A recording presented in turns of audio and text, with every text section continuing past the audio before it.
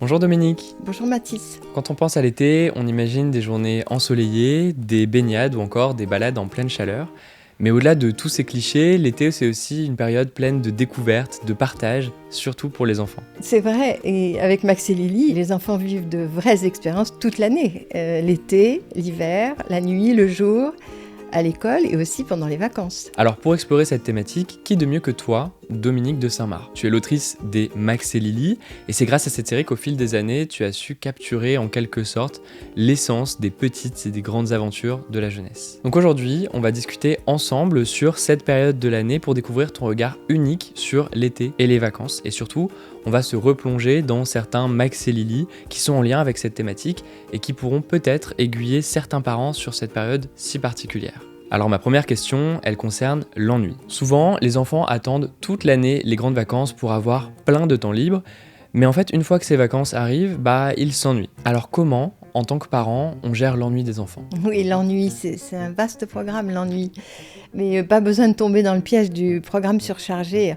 En fait, il faut savoir s'ennuyer. On est pressé toute l'année, c'est bien de ralentir, d'allonger le temps, de laisser son esprit vagabonder. Les frustrer un peu, ne pas avoir tout de suite, ça peut pas être vraiment mauvais. C'est vrai, les enfants n'aiment pas s'ennuyer.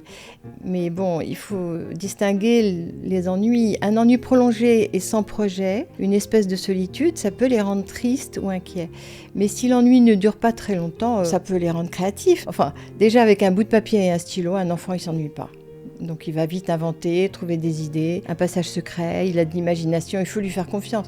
Il aime jouer, l'enfant, il s'amuse avec tout, même s'il faut les laisser s'ennuyer un peu. Par exemple, dans Lily veut protéger de la nature, Max veut sauver les animaux. Moi, je trouve ça important, la nature.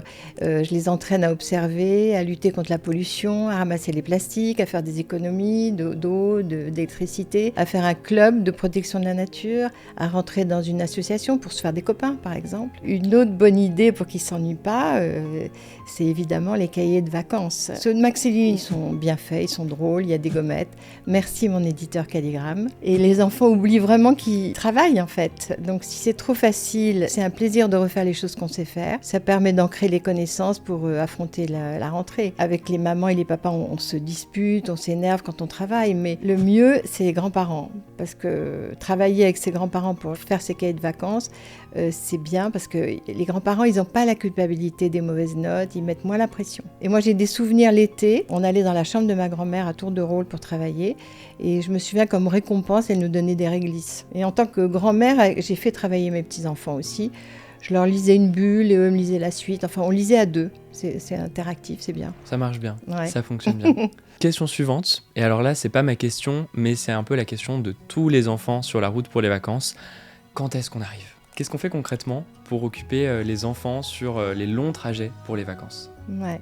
C'est vrai que les enfants, ils sont impatients d'arriver, ils n'arrivent pas à attendre, ils ont du mal à attendre en général. Donc en voiture, on se raconte des blagues, on regarde les numéros des plaques d'immatriculation des voitures pour connaître le numéro des départements, on fait du calcul mental, on fait un jeu pour deviner ce qu'on a vu dans le paysage. Moi, je me souviens que mes enfants voulaient toujours écouter des histoires de monstres. Nous, on voulait avoir les news, donc c'était un peu compliqué. Et j'entendais souvent des cris derrière, je pensais qu'ils se battaient et en fait je les attrapais, ils me disaient mais non maman on s'amuse. Donc on n'a pas la même vie devant et derrière dans la voiture. Et encore là on parle de vacances vraiment avec les parents, mais la vérité c'est que les vacances c'est pas toujours avec les parents, simplement parce que tout le monde n'a pas les moyens de partir en famille. C'est vrai, si les enfants ne peuvent pas partir en vacances, il faut se creuser la tête. Il y a les voisins, les amis, la famille.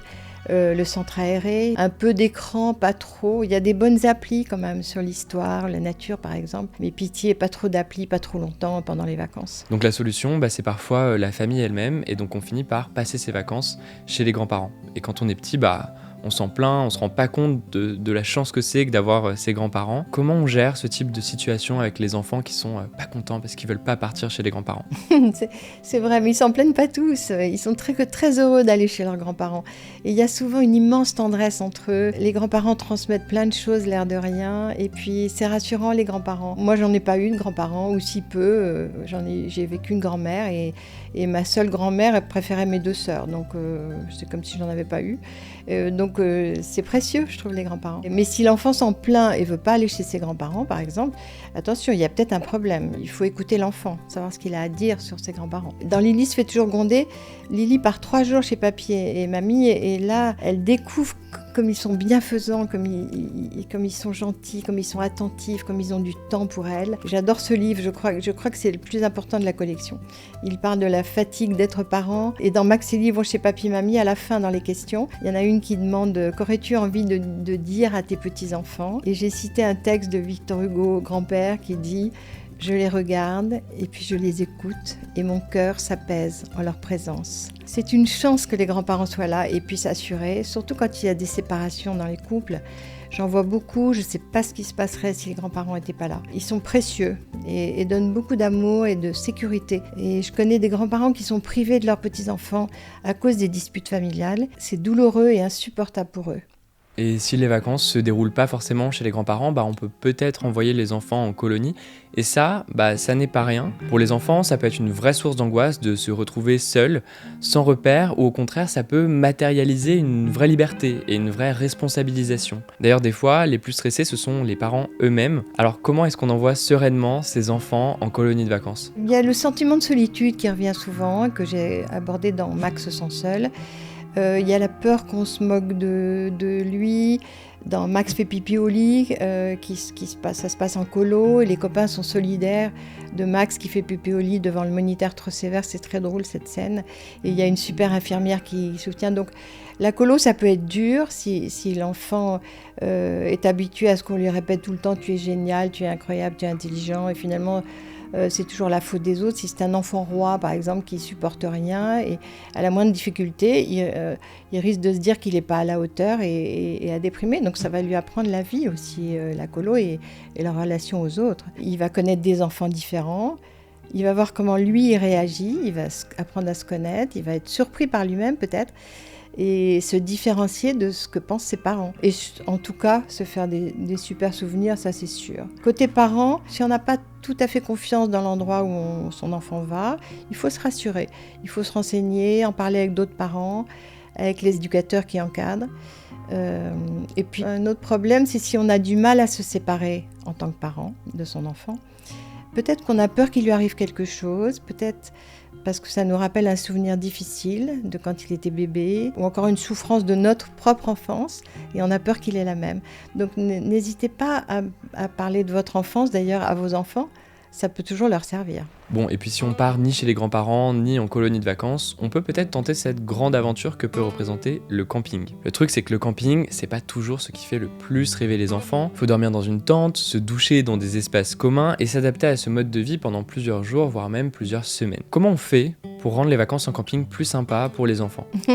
Dans Max et Lily font du camping, ils partent en montagne et en fait, ils se perdent, ils vivent une expérience inouïe. Ils finissent par dormir à la belle étoile, fascinés par l'infini, dans le cosmos.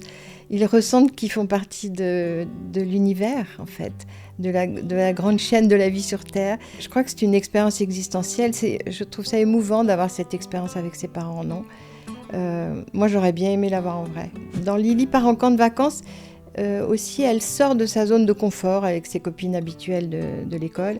Elle se fait des copines qui ont des styles et des vies très différents. Donc c'est intéressant aussi pour l'enfant. Avant de partir, il faut quand même prévenir son enfant qu'il y a des choses qu'il ne doit pas supporter en colo. La violence, par exemple, s'il n'arrive pas à se défendre. Ou encore quelqu'un qui touche ses parties intimes ou qui lui apprend des choses choquantes. S'il y a des plus grands que lui, il faut lui dire qu'il a le droit de se défendre et qu'il pourra vous parler de tout. D'ailleurs, il y a quelques parents qui autorisent leurs enfants à ramener un ou une amie en vacances. Et parfois, le risque, c'est d'être trop gentil avec cet invité et de créer une forme de jalousie chez l'enfant. Comment on agit avec les amis de ses enfants sans créer de gêne ou de jalousie ? Mais c'est pas évident. Dans Lily invite une copine en vacances, on voit la jalousie de Lily quand les parents et Max aussi sont en adoration devant la copine, plus que devant Lily. Je l'ai vécu ça et j'ai vu que ça faisait souffrir. L'enfant, il se rend compte qu'il n'est plus au centre de l'attention, qu'il faut s'assurer du bien-être, de la sécurité du copain, que les parents sont responsables de cet invité en fait. C'est une très grosse responsabilité d'inviter un enfant chez soi. Et quand j'étais petite, je me souviens, j'invitais souvent ma meilleure amie Stéphanie pendant les vacances et on se disputait souvent, évidemment, et Elle faisait tous les jours sa valise et finalement on se réconciliait. Je crois que c'est elle qui m'a inspiré ce livre. C'est une belle histoire. Maintenant qu'on a parlé des vacances, j'ai une question sur une période fatidique qui est celle de la fin des vacances. Les mois d'été passent toujours trop vite, un peu trop vite parfois, et on se retrouve tout d'un coup confronté à la rentrée et à toutes ces angoisses. Comment on appréhende la rentrée sans créer trop de stress chez l'enfant ? Oui, c'est important ce passage en fait. Dans Max et Lily veulent rester en vacances. En fait, j'avais envie d'aborder ce temps différent, de vide, de calme, d'attente des vacances et de faire comprendre aussi l'utilité de l'école et des vacances. Les enfants ne se situent pas dans le même temps, de la même manière que les parents, mais les enfants ressentent aussi le stress des parents qui monte à la rentrée. Et il n'y a pas plus contagieux que le stress. J'ai parlé dans Lily est stressée par la rentrée, par exemple, où on décortique le stress qui l'envahit pour essayer de le diminuer. Si l'enfant est bien intégré et n'a pas trop de difficultés à l'école, il sera content de rentrer et de retrouver ses copains. S'il est harcelé, par exemple, et angoissé par la rentrée, il ne faut pas hésiter à l'écouter pour essayer de comprendre ce qu'il se passe. Éviter de dire « tu exagères, arrête », mais plutôt « qu'est-ce qui te fait peur ? Qu'est-ce qu'on peut faire ?» et faire sa petite enquête, se renseigner quand même. Et à la rentrée, surtout, tenir ses promesses, ne pas venir le chercher en retard à l'école, pour lui montrer toujours qu'il est important pour vous. Ok, alors maintenant j'ai une proposition un peu différente, un peu comme le ferait Combini dans leur format Fast and Curious. L'idée c'est d'avoir 2 choix et de sélectionner un des 2 choix assez rapidement et de nous expliquer pourquoi. Première Je question. déteste choisir. Ah bah là il va falloir. Là il va falloir. Impossible de prendre les 2. Max ou Lily ? Lily, j'ai pas eu de fille. Enfin Max, j'ai eu 2 fils quand même. Vous voyez, j'arrive pas à choisir. Vacances à la mer ou vacances à la montagne ? À la mer. Le soleil, le sable entre les doigts de pied, la liberté. Alors maintenant, pique-nique dans un parc ou déjeuner en terrasse ? Pique-nique, parce qu'on l'a préparé tous ensemble, enfin surtout au début. Vacances en famille ou vacances en colonie ? Colo, pour se faire une nouvelle copine ou trouver un amoureux. Puis pour rester tranquille en tant que parent. Oui. Jeux vidéo ou cahier de vacances ? Un cahier de vacances. C'est le seul truc qu'on ne refuse jamais d'acheter. Lecture sur le transat ou baignade ? Lecture, pour être le premier de la classe, mais après la baignade. Alors dernière question, peut-être une question un peu plus personnelle. Est-ce que toi, en tant que mère, t'aurais une anecdote à nous partager sur la thématique de l'été ? Est-ce que t'as déjà vécu une expérience qui t'est restée et qui peut-être t'a inspiré un des tomes de Max et Lily ? Oui, beaucoup. tout m'inspire. En tant que parent, par exemple, on est souvent pris entre 2 feux, la sécurité, et en même temps, on a envie de laisser son enfant s'aventurer, se débrouiller, qu'il apprenne à prendre des risques, à mesurer les risques. Il ne faut pas oublier que les enfants sont créatifs quand même pour les bêtises. Ils adorent faire ce qui est interdit aussi. Donc, c'est complexe. Par exemple, dans Max part à la pêche avec son père, je me souviens des marées en Bretagne. Le père et Max sont distraits par leur pêche et leur conversation sur leur relation parent-enfant. Et Paul, le papa, ne remarque pas que la mer monte. Et il manque de se noyer, en fait. C'est des choses que j'ai vécues, ça. Et c'est mieux de l'apprendre dans Max et Lily que de le vivre en vrai. Mais c'est ça, la prévention. On peut aussi parler de Max veut se faire des amis. Parce que moi, je me disais souvent à mes enfants, que ce soit au camping ou à la plage, d'essayer de rentrer dans les groupes d'enfants, d'essayer de se faire des copains, même s'ils sont timides. Et même être timide, je leur disais toujours que c'était une qualité, parce que ça permet d'observer les autres, d'apprendre à écouter, donc ça sert pour le futur. Alors après cette conversation passionnante, une chose est sûre, l'été, ça n'est pas seulement une saison, c'est une véritable aventure à vivre, une période de renouveau comme de repos pour les enfants. Donc grâce aux histoires de Max et Lily, tu rappelles aux parents comme aux enfants que chaque été est l'occasion de faire face à des problématiques d'autonomie, de responsabilité et même parfois aussi d'apprendre à s'ennuyer. Je te dis donc merci Dominique pour ce voyage au cœur des vacances et pour nous avoir rappelé que l'été, c'est aussi une histoire de liberté, de découverte et de résilience. Absolument. J'aimerais être une petite souris dans chaque famille avec mes Max et Lily. Merci à toi Mathis et bien sûr à tous ceux qui visionnent le format. Si ça vous a plu, n'hésitez pas à vous abonner à ma chaîne YouTube, à mon compte Instagram, à mon compte TikTok et à partager vos meilleurs souvenirs de vacances dans les commentaires. Et bien sûr, bonnes vacances à tous.